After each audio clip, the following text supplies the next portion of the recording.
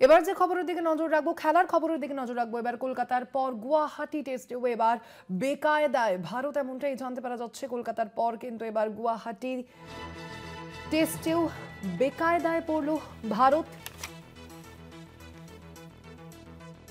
ভারতীয় ব্যাটাররা পর খারাপ শট খেলে আউট হয়েছে বলেই আজকের যে খেলা, সেই খেলায় আমরা দেখেছি মঙ্গলবার দক্ষিণ আফ্রিকার 3টি উইকেট পড়ে।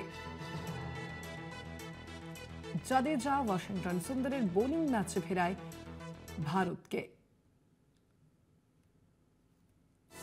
কলকাতার পর গুয়াহাটি টেস্টেও বেকায়দায় ভারত।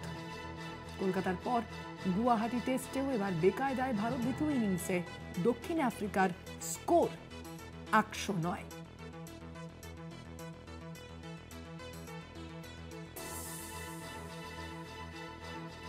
এ বিষয়ে আমরা কথা বলবো। আমাদের সঙ্গে ফোন লাইনে রয়েছেন আমাদের কলকাতা টিভির যুগ্ম সম্পাদক গৌতম ভট্টাচার্য। গৌতম দা, কিভাবে ব্যাখ্যা করবেন এই পারফরমেন্সকে?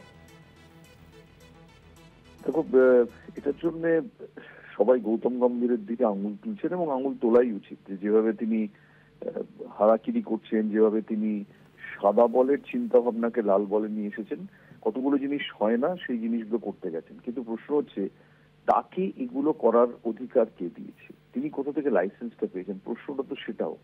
এটা তো ভারতীয় বোর্ডেরও একটা দায়িত্ব যে একজন কোচকে তুমি যদি এরকম নিরঙ্কুশ ক্ষমতা দিয়ে দাও এবং দিনের পর দিন তার কাজকর্মে তুমি বলো যে আমরা ওর সঙ্গে আছি। এই টেস্ট ম্যাচের জাস্ট মধ্যেই বা আগেই যিনি এখন বোর্ডের সচিব দেবজিৎ সাইকিয়া, তিনি বলেছেন যে বোর্ড গম্ভীরের সঙ্গে রয়েছে।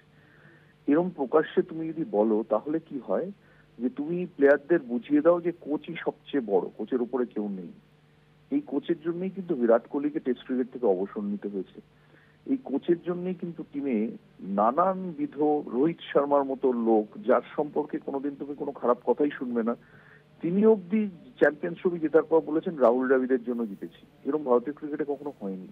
কাজে আজকে যে ডামাডোল হচ্ছে সেটার জন্য নিশ্চয়ই গৌতম গম্ভীর রেসপন্সিবল, কিন্তু একমাত্র রেসপন্সিবল তিনি নন। সঙ্গে ধন্যবাদ আপনাকে গৌতম দা।